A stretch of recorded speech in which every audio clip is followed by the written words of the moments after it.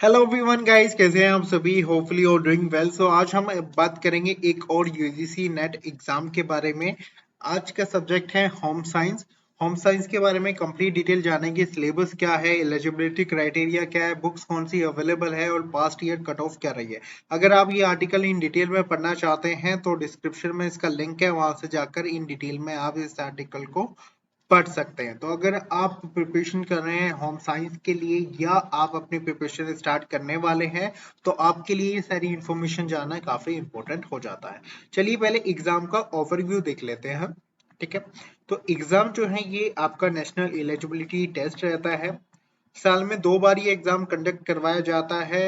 Type of questions MCQs आते हैं, 2 paper रहते हैं, पेपर 1 एंड पेपर 2। 100 क्वेश्चंस आपके जो आते हैं वो होम साइंस से आते हैं आपके, जो कि 10 यूनिट्स पर आधारित रहते हैं। इसके अलावा जो आपकी पेपर 1 के 50 क्वेश्चंस रहते हैं जो कि 10 यूनिट पर ही बेस्ड रहते हैं। टोटल 150 क्वेश्चंस हो गए। 300 मार्क्स का पेपर ये आपका हो जाता है और इसमें कोई नेगेटिव मार्किंग नहीं रहती। चलिए पहले सिलेबस की बात कर लेते हैं। अगर आप इसका सिलेबस डाउनलोड करना चाहते हैं तो इसी आर्टिकल्स में इसका सिलेबस गिवन है, आप वहां से क्लिक करके जो है इसका सिलेबस डाउनलोड कर सकते हैं। तो यूनिट 1 जो है वो है food science and food service management. Nutrition and dietetics ये यूनिट 2 है।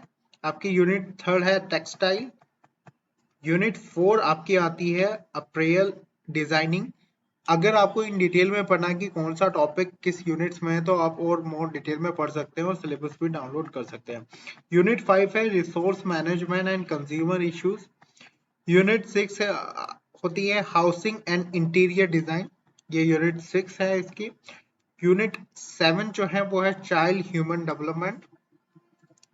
यूनिट 8 है फैमिली स्टडीज। यूनिट 9 है कम्युनिकेशन फॉर डेवलपमेंट। यूनिट 10 है extension management and community development. तो ये टोटल 10 यूनिट्स रहती है। काफी लेंथी सिलेबस है, इसमें आपको बहुत सारे जो है अलग अलग जो है आपके इंटीरियर से लेकर आपका न्यूट्रिशन तक आपको अलग अलग सब्जेक्ट पर काफी सारे टॉपिक्स यहाँ पर दिए गए हैं। तो काफी लेंथी इसका सिलेबस है जो कि आपको कवर करना होता है। राइट, चलिए यहाँ से इसका हिंदी में सिलेबस गिवन है, आप उसे हिंदी में भी चेक कर सकते हैं और डाउनलोड भी आप कर सकते हैं। चलिए अब बात कर लेते हैं एग्जाम पैटर्न की कि एग्जाम पैटर्न क्या है। आपको यहाँ पर कुछ टॉपिक सजेस्टेड किए गए हैं यूनिट वाइज जो कि काफी इम्पोर्टेंट है। वो आप यहाँ से पढ़ सकते हैं कि वेरी मच इम्पोर्टेंट जो टॉपिक्स है वो। उससे पहले हम देख लेते हैं कि होम साइंस सब्जेक्ट के लिए कौन अप्लाई कर सकता है। ठीक है, तो देखिए पहले यहाँ पर एक क्वारीज जो काफी सारे स्टूडेंट्स की रहती है कि जिन्होंने अपना जो पीजी है वो फूड या फूड्स रिलेटेड में कर रखा है। अपना जो पीजी है वो जैसे फूड न्यूट्रिशन या फूड मैनेजमेंट या किसी भी ऐसे फूड से रिलेटेड में डिपार्टमेंट से या कर रखा है अपना पीजी, तो वो क्या होम साइंस ले सकते हैं। तो यूजीसी नेट में कोई भी फूड न्यूट्रिशन हो गया, फूड मैनेजमेंट हो गया, ठीक है, इससे रिलेटेड कोई सब्जेक्ट नहीं है। बट होम साइंस में काफी सारी यूनिट जो है वो फूड न्यूट्रिशन के बारे में है और फूड मैनेजमेंट के बारे में है। तो अगर आपने अपना पीजी फूड से रिलेटेड कर रखा है, यानी कि आपके जो सब्जेक्ट रहा है वो फूड से रिलेटेड रहा है पीजी में, तो आप फिर होम साइंस जो है वो ले सकते हैं। क्योंकि यूजीसी के रूल्स के अकॉर्डिंग आप, अगर आपका सब्जेक्ट अवेलेबल नहीं है, एग्जैक्ट सब्जेक्ट अवेलेबल नहीं है जो आपका पीजी में है, तो आप फिर रिलेवेंट सब्जेक्ट में जो है नेट एग्जाम में अपीयर हो सकते हैं।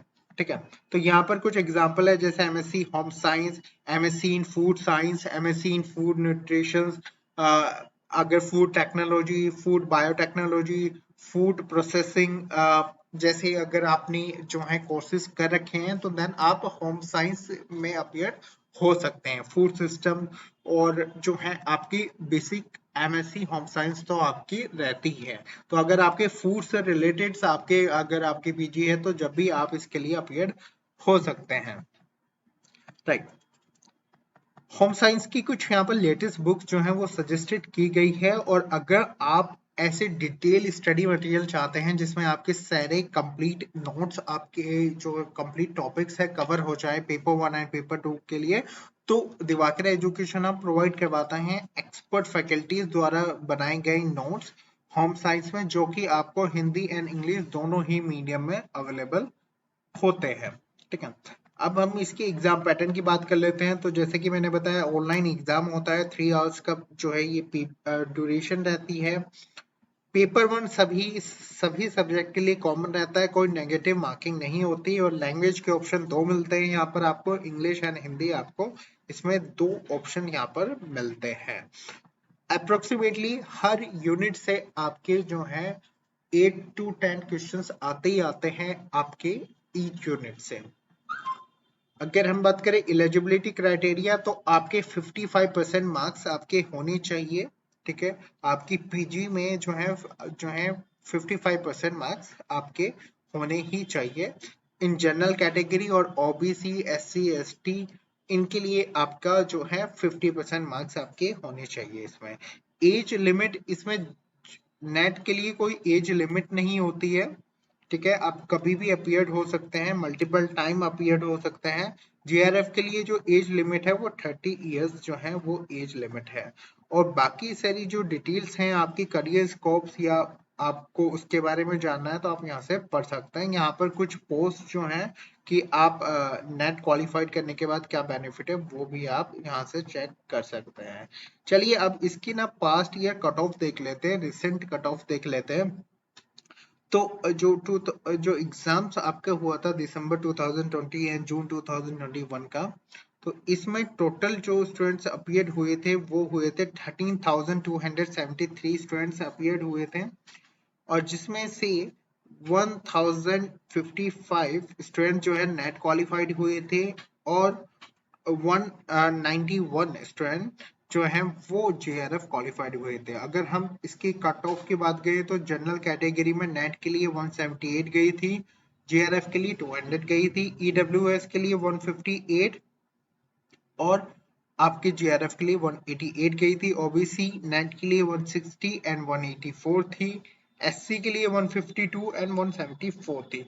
तो ये कट ऑफ थी, आप इससे आइडिया ले सकते हैं कि आपको अपना जो कितने मार्क्स का टारगेट लेकर चलना है। यहाँ पर और कुछ टिप्स दी गई हैं, वो भी आप चाहे तो पढ़ सकते हैं। इसके अलावा अगर आपको कुछ भी रिगार्डिंग इंक्वायरी, तो आप हमारे एग्जीक्यूटिव्स को कॉल कर सकते हैं, और यहाँ से आप इसका प्रीवियस ईयर पेपर भी डाउनलोड कर सकते हैं, अगर आप प्रीवियस ईयर पेपर इसका डाउनलोड करना चाहते हैं तो। ठीक है, so thank you very much to watch out this video.